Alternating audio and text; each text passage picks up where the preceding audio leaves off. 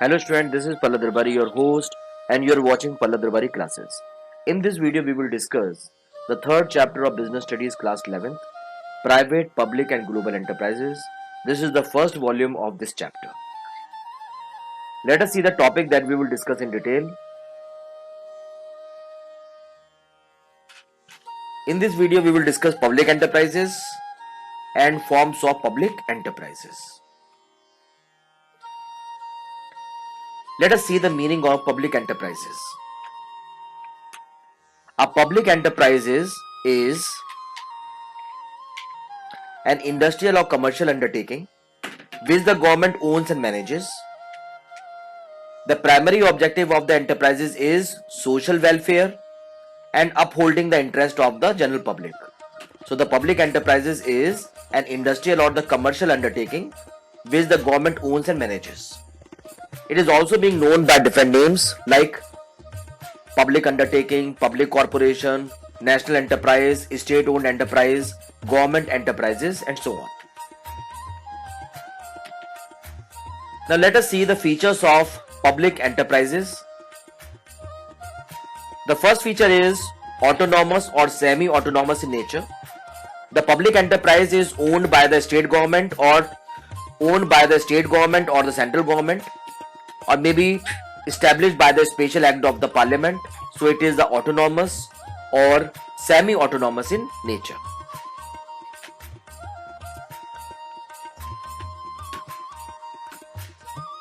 The public enterprise is being established so that the supply of essential goods and services should be made to the public. Next is serve public. The main motive of the public enterprise is to do welfare, to serve the people by generating employment, providing necessary items to the people. The next feature is monopoly. Most of the areas is reserved for the public enterprises, so the public enterprises enjoy monopoly. Next is financial and the technical assistance. The public enterprise is being technologically assisted or financially supported by the foreign agencies or the foreign government. Public undertakings is answerable to the general public if anything goes wrong. Next is helps in government policies. Public undertakings helps the government at the time of framing the policies related to the welfare. Next is government invests the money in the public undertakings so that they should get the money to meet out the daily chores, to meet out the daily administrative work, to do the day-to-day operations. Let us see all the features in detail.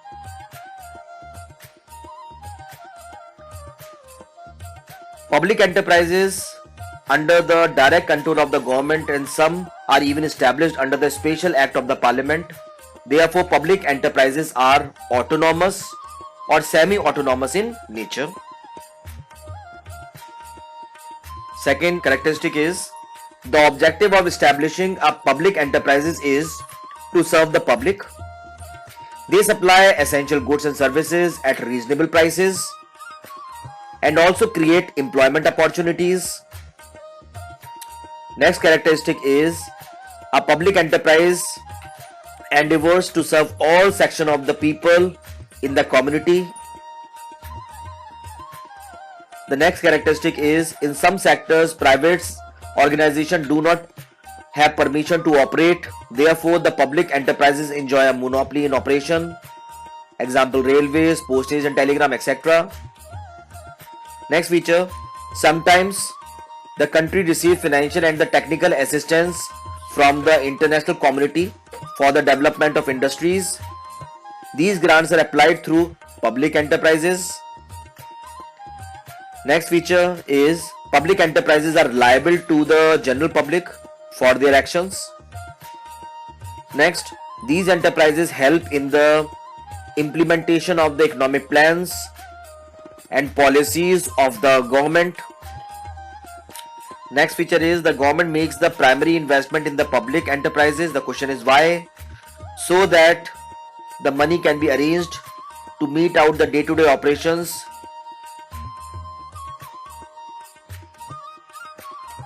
Now let us discuss the type of public enterprises.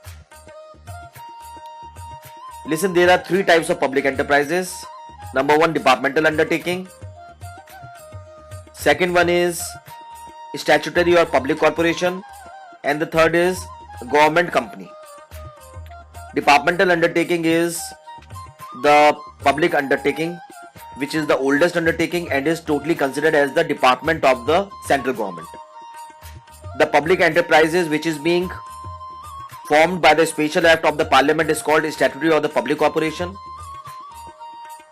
The government company is that public enterprises in which government holds more than 51% of the shares. Let us see all the types in detail. First is departmental undertaking. It is primarily used for providing essential services like railways, postage, etc. to the general public. A ministry of the government controls such organizations in the same way as any other department in the government. This form of public enterprises is apt for activities which require government control for the public interest. The next is statutory or public corporation. The parliament or state legislature can create a corporate body through a special act which defines its functions, powers and pattern of management. This is the statutory or the public corporation. In this form, the government provides the entire capital. Some examples: LIC, State Trading Corporation, etc. Let us see the government companies. Government company is a company in which the government holds at least 51% of the paid up capital. A government company is registered under the Companies Act. Further, all the provisions of the acts are applicable to such a company. For example, Bharat Heavy Electricals Limited, Bharat Electronics Limited, etc. One by one, we will discuss all the undertakings. Firstly, see the features and the merits of departmental undertaking. Firstly, let us see the features of the departmental undertaking. Departmental undertaking has no separate entity. It is considered as the department of the government. Second is financed. Whatever the money it generates, it goes in the treasuries of the government and it is being financed through the government budget. The account is being audited as per the rules of the government. The next feature is staffing. The staff is being recruited according to the government rules and regulations. Next is accountability. It is accountable for its actions in the parliament. Let us discuss all the features one by one. The first feature is no separate entity. It has no separate legal entity. It is being recognized as the department of the government. The next is finance. It is financed by annual budget allocations of the government and all its earning goes to government treasury. The next feature is accounting and audit. The government rules relating to auditing and accounting are applicable to it. Next is staffing. Its employees are government employees and are regulated and appointed as per the government rules. Next is accountability. These are accountable to the concerned ministry. Let us discuss the merits. It is effective in achieving the objectives laid down by the government as it is under the direct control of the government. Next merit is it is a source of government income as its revenue goes to government treasury. So through this the government can carry out the day-to-day operations easily. Next is it is accountable to the parliament for all its actions. So it do the or make the proper utilization of the fund or do the work properly. Next is it is suitable for activities where security and the strict control is required like defense production, etc. Now let us discuss the demerit. The first is it suffer from interference from ministers and top officials in their working. Next is it lacks flexibility which is essential for smooth operations of business. Next is it suffers from rat tapeism in day-to-day working. Government interference is maximum, so the day-to-day working is interrupted. Next demerit is that these organizations are usually insensitive to consumer needs and do not provide goods and adequate services to them. The next is such organizations are managed by civil servants and government officials who may not have the necessary expertise and experience in management. Let us discuss the suitability. It is suitable where full government control is needed, and secondary where 100% secrecy is needed. This public enterprises or the departmental undertaking is the must. Now let us discuss the statutory corporation's features, merits and demerits. Firstly, discuss the features of statutory corporation. First one is established under the Special Act. Statutory corporation is being established under a special act. By passing a special act in the parliament, this public enterprises is framed. The next is separate legal entity. It is being created by the law, so it has the separate entity. Next is it is being managed by the board of directors, not managed by the government employees. Next is the staff is being recruited according to the provisions given in the act with which it is being established. The next is it has independently financed. It is independently financed. It can take the money from the public. It can take the money from the governments. Let us see all the features in detail. The first is it is established under the Special Act which defines its objectives, power and functions. The second feature is it has a separate legal entity, so it is being created by law, so it is different from the government. Next is its management is vested in a board of directors appointed or nominated by the government. So government intervention is zero. Why? Because it is being managed by the board of directors, not managed directly by the government. Next is it has its own staff. The staff can be recruited and appointed as per the provisions of the act. So government cannot appoint the staff. This type of enterprise is usually independently financed.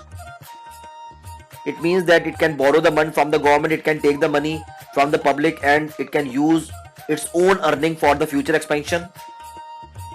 Feature is it is not subject to some accounting and auditing rules which are applicable to the government departments. Now let us discuss the merits. The first merit is initiative and flexibility. The changes can be inculcated by making changes in the provisions. The next is administrative autonomy.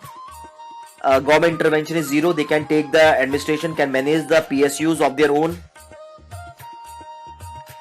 The next is it can take the quick decision. Why? Because the government intervention is minimum, so they are free to take the decision as it is being managed by the board of directors. So the board of directors are free, so the decision can be taken in toto.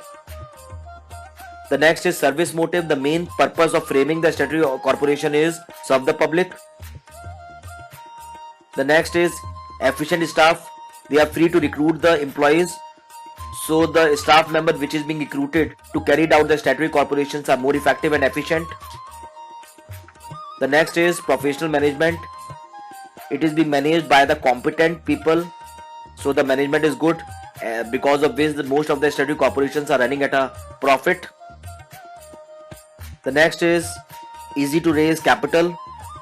I mean, their earning will not goes in the government treasuries. They can borrow the money from the people. They can borrow the loan from the government, so they can easily raise the capital. Let us discuss all the merits in detail. The first is initiative and flexibility. Operations and management of a statutory corporation is done independently without any government's interference, with its own initiative and flexibility. Next is administrative autonomy. A public corporation is able to manage its affairs with independence and flexibility. Next is quick decision. A public corporation is relatively free from rat tapeism, as there is less file work and less formalities to be compiled before taking decisions, so they can take the quick decision. The next is service motive. The activities of the public corporation are discussed in the parliament. This ensures the protection of public interest. The next is efficient staff. The public corporations can have their own rules and regulations relating remuneration, recruitment of employees, so it can provide better facilities and attract good staff. The next is professional management. Board of directors of a statutory corporation consist of business experts and the representatives of various groups such as labor, consumers nominated by the government. The next is easy to raise capital. As such, corporations are fully owned by the government, so it can easily raise required capital by floating bonds at a low rate of interest. Now let us discuss the demerits. The first demerit is autonomy as per paper only. They are free to take the decisions, but only in the piece of the paper, but in reality all the decision is being taken by the government. The next is lack of initiative. I mean, the employees are not supposed to do the work freely. Next is rigid structure. It is very difficult to change or to make changes. The next is clash among the divergent interest. The next is unfair practices. It is very common. Let us discuss all demerits, and there I will explain you in. The first is autonomy on paper only. The autonomy and the flexibility of public corporation is only for namesake.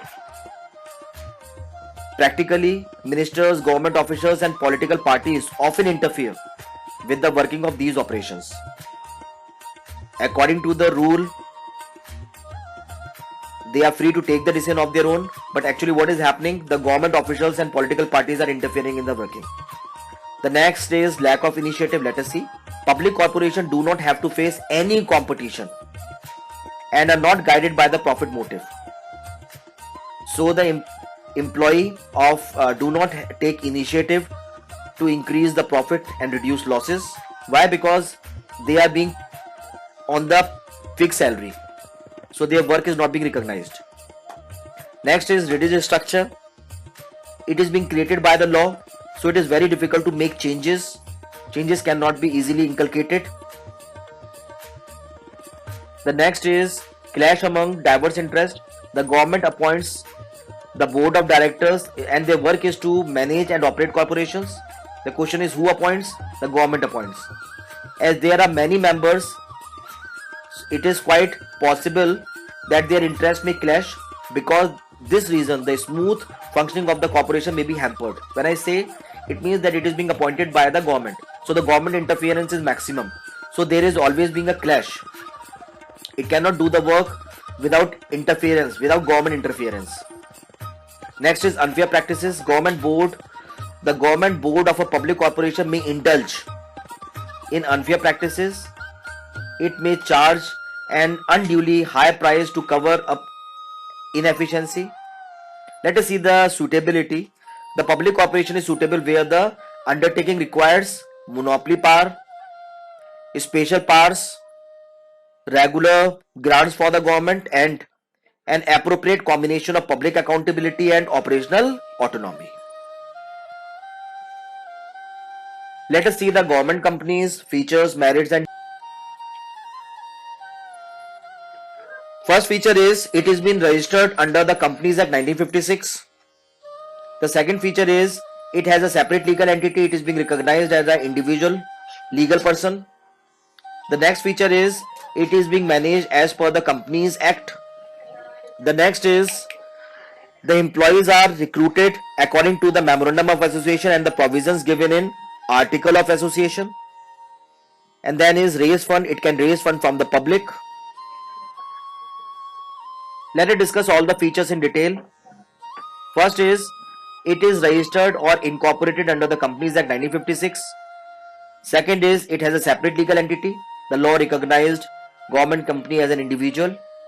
Next is it is being managed. It is regulated by the provisions given in the Companies Act 1956. Next is employees are recruited and appointed as per the rules and regulations contained in the Memorandum of Association and Article of Association. The next is the government company obtains its funds from government shareholdings and other private shareholdings. it can also raise funds from the capital market. Let us discuss the merits of the government companies. First is it is easy to form. Second is enjoys autonomy. The next is controls the market. First is it can be easily formed as per the provisions of the Companies Act. Only an executive decision of the government is required. The next is it enjoys autonomy in managing decisions and flexibility in day-to-day working. Next is these are able to control the market and curb the unhealthy business practices. Demerits. The first demerit is government interference. The government interference maximum, because of which the working get interrupted. The next is evade constitutional responsibility. The next is inefficient management. Detail. Let us see the first limitation. The first limitation is it suffers from interference from the government officials, ministers and politicians. Next is it evades constitutional responsibility which a company financed by a government should have, as it is not directly answerable to parliament. The board usually consists of the politicians and civil servants who are interested more in praising their political bosses than in efficient operation of the company. Let us see the suitability, where the private sector is also needed along with in the government. The next is where activities related to finance are to be encouraged. That's all I have in this video. Thanks for watching. God bless you all.